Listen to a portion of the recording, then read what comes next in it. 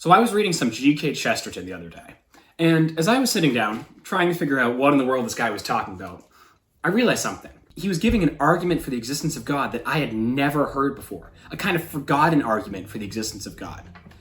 And the more I thought about Chesterton's argument, the more I realized, wait a minute, he's onto something here.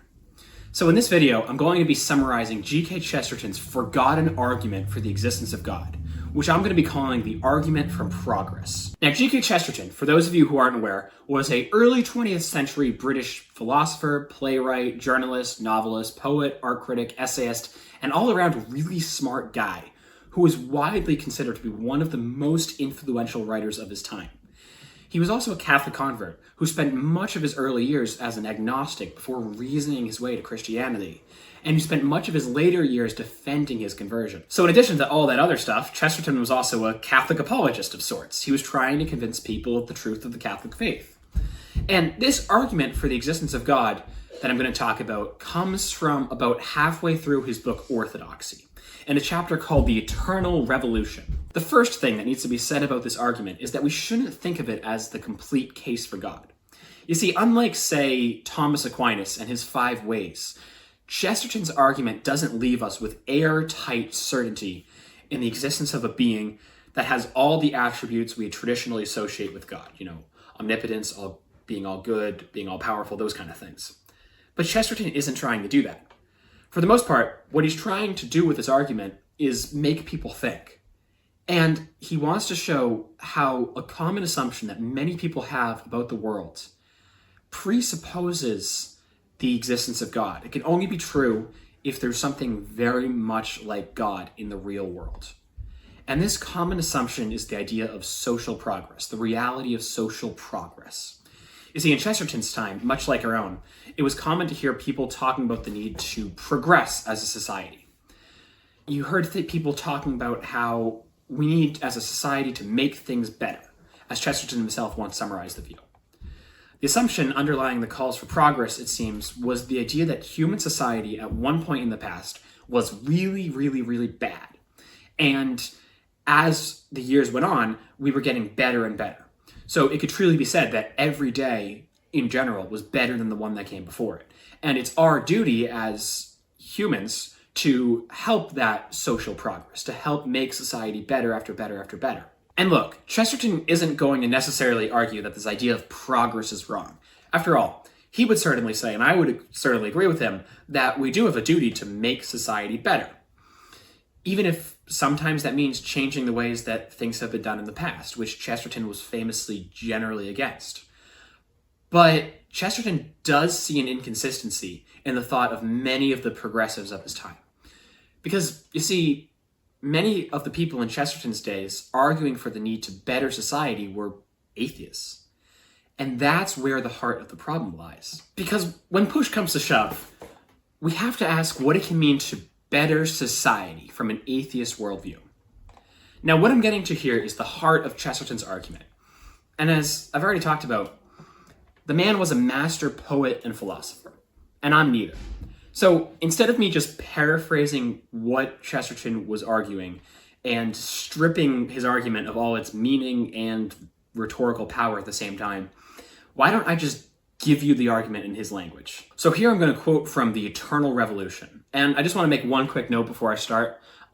What Chesterton calls evolution is what we mean by progress. So when you hear him talk about evolution, he's not talking about biological evolution, he's talking about social evolution. In other words, what we've been calling progress.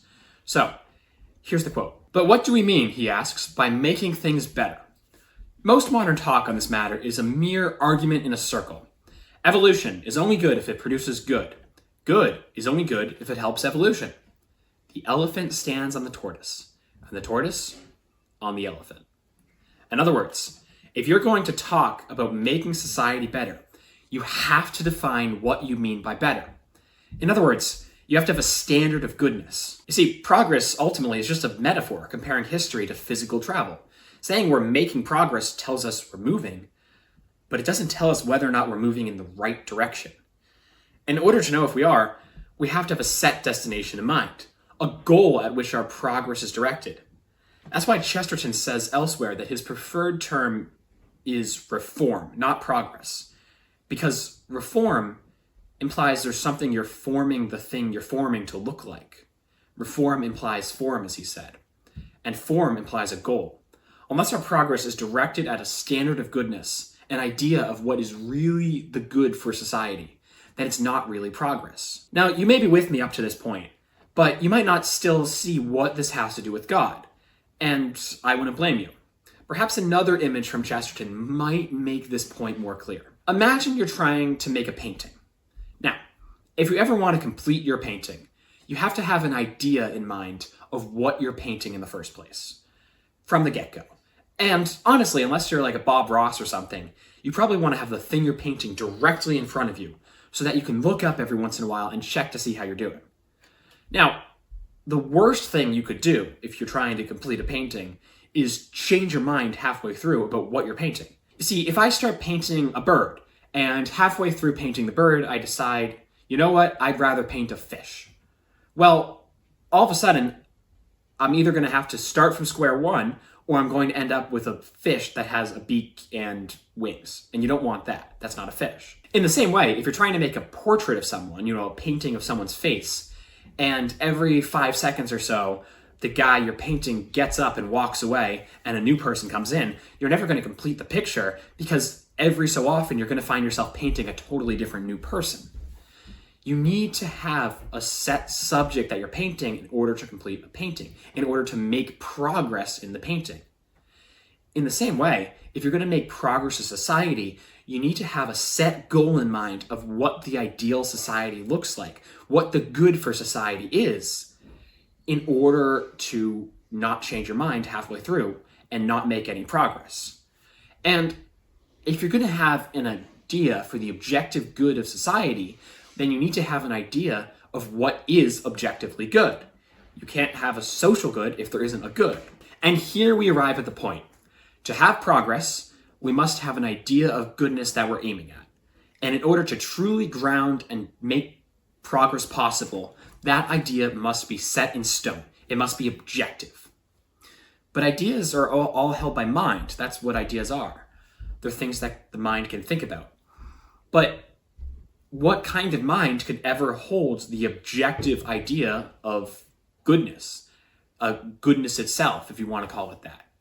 Well, it couldn't be a human mind because human minds, for one thing, we're always changing our mind. So we can't really hold objective ideas. I mean, we can hold ideas that turn out to be objective, but our ideas themselves aren't objective. They're subjective. They change. Also, we die. We all at one point are going to die. And if we want to have this grand vision of what the good is, that all of society is progressing toward, we want to say there's an objective good. It needs to be objective to more than just one generation.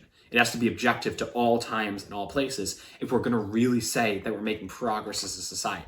So in what kind of mind could this idea of objective goodness be held? In a mind, we've established, but what kind of mind? A divine mind, perhaps? And this is about as far as Chesterton goes on this question, at least in this chapter. That's why I said that he doesn't present this as a full case for God, and we shouldn't take it as that. It's more like an evidential case for God. But here's the thing.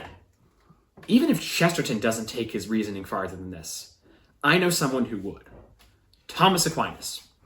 And since Chesterton was famously a fan of Thomas Aquinas, he wrote a book on him that's considered by many to be one of the best books on Aquinas ever written. And because honestly, the two guys are probably having a good time up there in heaven right now together, I don't have a problem just kind of substituting and beefing up Chesterton's idea with Aquinas's. And here's the thing. Aquinas had this idea, I've called it before the doctrine of the transcendentals. And I've talked about it before. I'm going to be talking about it again. I think it's one of the least appreciated ideas that ever come out of philosophy. I think it's one of the most important things that any human being has ever thought about. It's this idea that goodness and being are interchangeable. They're transcendental properties. To be good is to be. To be is to be good. A thing is good to the extent that it exists. A thing exists to the extent that it is good. But this idea of the transcendentals, according to Aquinas, means that anything which is objective goodness itself, must also be objective being itself, or existence itself. And what does it mean for a thing to be existence itself? Well, classically, anything which is existence itself is by definition God. God is the only thing whose very essence, his very nature, could just be existence itself. That's the idea behind, in the book of Exodus, when God identifies himself, his nature, as I am who am. His nature is that thing which is by nature. And the reason I bring this up is that something which is existence itself, traditionally speaking, must have all the attributes associated with God. It must be all good, all knowing, all powerful, infinite, immaterial, timeless, all that. When you really break down what it means to be pure existence, to have your essence equal your existence. Thomas Aquinas spent like hundreds of pages defending this idea. I've spent like 3 videos on it. I'm not going to get into it here, but that is where you could even make Chesterton's argument stronger, to make it not just a probable case for the existence of God, but a logical case for the existence of God. But like I said, Chesterton doesn't go that way. Especially since even if you do what I was talking about with putting in some Thomism, this argument doesn't necessarily prove that God exists. Because someone could go up to me and say, look, Thomas, I just don't think that social progress is a real thing. So I have no reason to believe in objective goodness. And I would say, fine.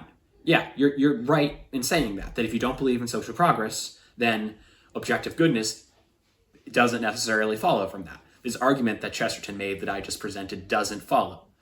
But if you are the kind of person who wants to say that progress really is something we should aim at as a society, it really is a good for society, you really have to grapple with the idea that your position might entail an objective good, a goodness itself, which there are strong philosophical arguments to say must by definition be God.